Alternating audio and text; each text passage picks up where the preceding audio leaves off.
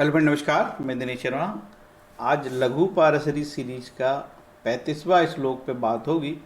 34 के बाद मैंने मनाना छोड़ दिया था, तो कुछ 35 के बाद जो आगे श्लोक है उसको चालू करते हैं और कोशिश करेंगे कि इस चरण में सारे वीडियो ले लिए जाएंगे। आज 35 पे बात करेंगे, आगे 36 पे बात करेंगे। चलते हैं। ये मेरा मोबाइल नंबर है, जरूरत पड़े तो कुंडली विश्लेषण के लिए आप संपर्क कर सकते हो। ब्रह्मा मुरारी त्रिपांतकारी भानु शशि भूमि सुतो बुधश्च गुरु शुक्र शनि राहु के तो कुरंते सर्वे वम सुप्रभात। सभी ग्रहों को प्रणाम करते हुए आगे बढ़ते हैं। ये श्लोक 35 नंबर है। शुभास्य प्रक्तास्य दशायाम योग कारकः स्वभुक्ति सुप्रेक्षन्ति कुत्रचिद योगज फलम। हर एक किताब में पढ़ोगे तो कुछ कुछ उसका अलग अलग अर्थ समझ में आता है। तो मैंने कम से कम 6-7 लघु पारसरी की किताब पढ़ा और समझता हूँ, फिर आपको समझाता हूँ। ठीक है। आत्म संबंधी सुग्रह की महादशा में योग कारक ग्रह अपनी अंतर्दशा आने पर कदाचित योग फल देते हैं। कहता आत्म संबंधी शुभ ग्रह की दशा। ठीक है, सुग्रह की दशा आत्म संबंधी मतलब रिलेशन बता रहा है। आत्म संबंधी शुभ ग्रह की महादशा में योग कारक ग्रह, बात योग कारक ग्रह की हो रहा है। योग कारक ग्रह की जो अंतर्दशा है और वो आत्म संबंधी शुभ ग्रह की दशा, जो शुभ ग्रह योग कारक से रिलेटेड हो। ठीक है, जो शुभ ग्रह योग कारक से रिलेटेड हो और योग कारक की अंतर्दशा हो। ठीक है, रिलेशन देखो, जहाँ जिस कुंडली में ग्रहों के आपस में बहुत रिलेशन होते हैं वो कुंडली बहुत अच्छी मानी जाती है। कारण कि सारे ग्रह रिलेशन से ज़्यादा अच्छे संबंध जब आपस में वो रिलेट होते हैं तो ज़्यादा अच्छे फल देते हैं। शुभ ग्रह से रिलेशन हो, है ना, तो रिलेशन में ज़्यादा अच्छा देता है। तो योग कारक की अंतर्दशा भी कभी कभी फल देती है। ये कदाचित लिखा है, कभी कभी फल देती है। रामेश्वर भट्ट ने और समझाया है, राजयोग कारक ग्रह की दशा में जब योग कारक ग्रह का अंतर लगेगा तब फल मिलेगा। राजयोग कारक ग्रह की दशा में जब योग कारक ग्रह का अंतर लगेगा तो फल मिलेगा।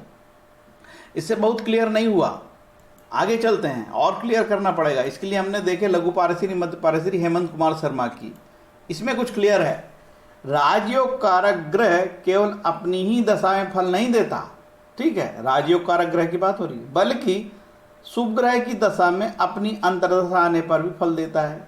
ठीक है, कोई भी शुभ ग्रह की दशा चल रहा हो, उससे उसका रिलेशन हो और राजयोगकारी ग्रह फल देगा। कभी कभी ऐसा होता है कि राजयोगकारी ग्रह की दशा ही नहीं आती तो उसका लाभ इसमें मिलेगा, परंतु शुभ ग्रह और योगकारक ग्रह के मध्य संबंध होना अनिवार्य है। परंतु शुभ ग्रह और योगकारक ग्रह के मध्य संबंध होना अनिवार्य है। कहने का अभिप्राय यह है कि यदि योगकारक ग्रह की महादशा जातक को अपने आयु काल में प्राप्त ना हो तो इस प्रकार से फल प्राप्ति हो सकती है। यदि संबंधी शुभ ग्रह की दशा और योग कारक ग्रह की अंतर्दशा में भी राजयोग फल नहीं मिलता अथवा उसकी दशा प्राप्त ना हो तो असंबंधी शुभ ग्रह की महादशा में भी योग कारक के ग्रह की अंतर्दशा शुभ फल अवश्य देती है। कभी कभी रिलेशन नहीं रहता, योगकारी ग्रह की दशा और शुभ ग्रह में कोई रिलेशन नहीं होता। असंबंधी शुभ ग्रह की महादशा में योग कारक ग्रह की अंतर्दशा शुभ फल अवश्य देती है। ठीक है, तो ये थोड़ा समझ में हमको आया कि बात ऐसा सब बोल रहा है। और अभी भी अपन को पूरी चीज उतनी नहीं समझ में आई। हम तो ये समझते हैं कि बिल्कुल हम कूढ़ बुद्धि के आदमी हैं, नहीं समझ में आता है। ठीक है, लघु पारसरी कोई पढ़ाए और उदाहरण नहीं दे तो कभी पल्ले नहीं पड़ेगी। इसलिए लघु पारसरी के चक्कर में लोग बचते हैं और लघु पारसरी फलित करते करते समय लोग लघु पारसरी के बेसिक सिद्धांत तो याद रखते हैं, लेकिन ये आगे के सिद्धांत को रिलेशन नहीं बना पाते। ठीक है, आगे बढ़ते हैं। इसमें हम दूसरी किताबें से फिर मदद ले रहे हैं। लघु पारसरी डॉक्टर सुशील अग्रवाल सागर पब्लिकेशन की है। इसमें कुछ समझाया है। क्या समझाया है, इसको देखते हैं। इसमें जो समझाया है वह उदाहरण सहित समझाया है। कैसे, ऐसे लिखा उसमें, एक सिंह लगन की कुंडली उन्होंने बनाया और सिंह लगन की कुंडली बना के ऐसे ग्रह को बिठा दिया। यहाँ पे गुरु महाराज बैठ गए और यहाँ मंगल बैठ गए और यहाँ सूर्य है। अब इसमें कुंडली में सूर्य और मंगल देखो, मंगल योगकारी है और सूर्य क्या है, सूर्य लग्नेश है, और दोनों का रिलेशन है। तो इसका मतलब ये है कि सूर्य की दशा में मंगल का फल मिल जाएगा बहुत अच्छा, और मंगल की दशा में भी सूर्य का फल मिलेगा। लेकिन गुरु भैया इसमें यदि मंगल की दशा यदि सूर्य की दशा चलेगी तो क्या गुरु का फल मिलेगा? सूर्य तो लग्नेश होकर योगकारी है, लेकिन कहता है कि कदाचित फल मिलेगा, क्योंकि सूर्य और संबंध असंबंधी है। लेकिन सूर्य की दशा में गुरु की दशा कदाचित फल देगी। आगे और डिटेल अब इसमें समझाया है कि बोलता है कि मंगल चतुर्थेश और नवमेश होने से योग कारक है, सूर्य लग्नेश होकर शुभ भावेश है, गुरु पंचमेश होने से शुभ भावेश है, परंतु अष्टमेश होने से दोषयुक्त भी है। सूर्य मंगल का पूर्ण दृष्टि संबंध दिख ही रहा आपको कि सूर्य मंगल का आपस में पूर्ण दृष्टि संबंध से आपस में योगकारी हुए ये, है ना। सूर्य गुरु का राशि परिवर्तन है। अब इसमें सूर्य गुरु का भी संबंध बता दिया उसने कि यहाँ भी राशि परिवर्तन है, तो सूर्य गुरु का आपस में राशि परिवर्तन है। तो सूर्य मंगल की दशा में अच्छा योग फल मिलेगा। सूर्य में मंगल और मंगल में सूर्य में अच्छा फल मिलेगा, इसमें तो संदेह नहीं है। गुरु सूर्य में योग फल ना मिलकर सामान्य शुभ मिलेगा। गुरु सूर्य मतलब गुरु की महादशा पंचमेश और अष्टमेश है ये, और सूर्य क्या लग्नेश है। तो इसमें बोलता है कि कदाचित अच्छा फल मिलेगा। तो गुरु सूर्य में योग फल ना मिलकर सामान्य शुभ फल ही मिलेगा, परंतु कभी कभी योग फल मिल सकता है, कभी कभी मिल सकता है, क्योंकि गुरु दोषयुक्त है। यही स्पष्ट करना ग्रंथकार का आशा है। गुरु मंगल परस्पर असंबंधित है, गुरु और मंगल परस्पर असंबंधित है। इसके लिए कृपया भाष्य 35 पढ़ें। ठीक है, तो यहाँ कुछ हमको समझ में आया कि गुरु सूर्य का कोई संबंध नहीं है, और गुरु की महादशा में गुरु मंगल में परस्पर असंबंध है। गुरु में सूर्य में कभी कभी फल मिलेगा। ठीक है। अच्छा, मेजर खोत में तो कह दिया कि यह श्लोक मारक प्रसंगों में प्रयुक्त होता है। यह श्लोक मारक प्रसंगों में प्रयुक्त होता है। तो भैया इसके लिए आपको मेजर खोत पढ़ना पड़ेगा, बिना उदाहरण के नहीं पल्ले पड़ेगा। ठीक है, आगे और बढ़ते हैं। अब जो डॉक्टर सुशील अग्रवाल ने जो बताया अभी बात, ये हमको लघु पारसरी मध्य पारसरी संपूर्णानंद संस्कृत विश्वविद्यालय वाराणसी की है, कुलपति डॉक्टर राजेंद्र मिश्र से। ठीक है, आचार्य श्री कमलाकांत शुक्ल की है। इससे भी कुछ समझ में आएगा, और ऐसा लगता है कि अग्रवाल जी ने इसी से कुछ लिखा है। योगकारी ग्रह अपनी दशा व अपने शुभ योगकारी ग्रह अपनी दशा व अपने संबंधी शुभ कारक ग्रह की अंतर में अपना योगज प्राप्त राजयोग फल देते हैं। योगकारी ग्रह अपनी दशा व अपने संबंधी शुभ कारक ग्रह की अंतर दशा में अपना योगज फल प्राप्त करते हैं। बात योगकारी ग्रह की हो रही है। ठीक है, और इस योगकारी ग्रह से कोई रिलेटेड हो और शुभ ग्रह हो, मतलब नैसर्गिक शुभ हो, जैसे गुरु बुध चंद्र, तो वो फल देते हैं, ऐसा बोला। लेकिन कहा है कि भाई कदाचित फल देते हैं, कभी कभी फल देते हैं।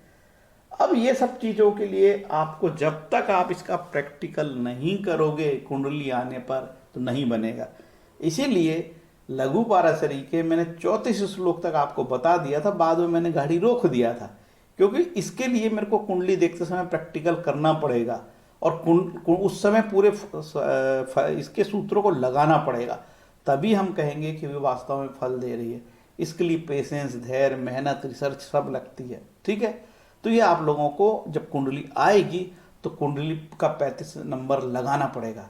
और मैंने आपको अभी बता दिया कि मैंने इतनी किताबों से ये भाषा पढ़ा है। ठीक है, उम्मीद करता हूँ कि ये जो 35 नंबर का श्लोक आपको समझ में आया होगा। ठीक है, और नहीं समझ में आया होगा तो आपको जो मेरा वीडियो उसको सुनना और उसी भाषा को समझ के आप जो है फिर से इसको अप्लाई करना, क्योंकि जब तक इसको हम प्रैक्टिकल नहीं करेंगे तो ये कैसे हमको पता होगा। क्योंकि भाषा हर बुक में हम पढ़ें तो भाषा परिवर्तित हो जाती है। कोई राइटर कुछ समझ रहा है, कोई राइटर कुछ समझ रहा है। अब मेजर खोद में तो लिख दिया उसने आखिरी में कि भाई ये मारक प्रसंगों में काम आता है, तो इतना आसान नहीं है यार। ठीक है, इसके लिए थोड़ी सी आपको मेहनत करनी पड़ेगी। अब 36 नंबर का जो श्लोक है उसका मैं भी अलग से वीडियो बनाऊंगा। इस तरीके से मेरी ये सीरीज धीरे धीरे कंप्लीट हो जाएगी। आगे मैं जो है ज्योतिष के नियमित वीडियो डालने का प्रयास कर रहा हूँ, कि कुछ हमारे जो दर्शक है स्पेशली मुझे कह रहे हैं कि आप नियमित अपने वीडियो डालो, हम इससे सीखते हैं। ये सही है कि हमारा जो दर्शक दीर्घा है उसमें सुनने वाले और देखने वालों की सीमा बहुत सीमित है, लेकिन बहुत अच्छे, ईमानदार और लगनशील लोग जुड़े हैं। तो उनके निवेदन को मैं स्वीकार करता हूँ। इवन हमारे चैनल को विदेश में भी देखा जाता है, विदेश से ज़्यादातर लोग विदेश से संपर्क करते हैं और उनको कहते हैं कि आपकी सीधी सरल भाषा समझ में आती है कि यार जीवन में जब मुसीबत पड़ती है तो ये कोई उपाय काम नहीं आते, समझ गए, कोई उपाय नहीं आते, बुद्धि बल से लड़ना पड़ता है, फाइटिंग करना पड़ता है जीवन में, तब हमको आगे बढ़ते हैं। कई कुंडलियों में हम लोग कोई रिजल्ट नहीं निकाल पाते एस्ट्रोलॉजर, ठीक है, फीस तो ले लिए, जेब गर्म हो गया, पर फलित क्या, कुछ नहीं। तो कभी कभी लगता है कि इससे बड़ा झूठ का धंधा दुनिया में कुछ नहीं है। जब ये भाव आता है तो मैं कई दिनों तक वीडियो नहीं बनाता, ठीक है। फिर लोग बोलते हैं कि भाई नहीं अब बनाओ यार, तुम अपने वीडियो अच्छे बना रहे हो, सही बात बोलते हो, आपकी बात से हम एग्री करते हैं। तो इसीलिए ऐसे कुछ लोग प्रेरित करते हैं, तो फिर मैं अपनी गाड़ी को बढ़ाता हूँ, नहीं तो मैं अपना टाटा पोंगा बंद करके अपनी जो कुंडली आए उसी में आनंद रहता हूँ और मेरा रिसर्च अंदर ही अंदर चलता रहता है, ठीक है। बहुत मैंने काम किया है, नीच ग्रहों पे बहुत काम किया है, सबको बताऊंगा। देखो यार, कोई नीच ग्रह पे मैंने यदि किसी एक लग्न को पकड़ के मैंने उसी प्रकार की 10-12 कुंडली पे तो कम से कम रिसर्च करूं, तभी तो आप लोगों को कुछ दूंगा। नहीं तो झूठी बात सच्ची बातें तो यूट्यूब में बताने वालों की कमी नहीं है।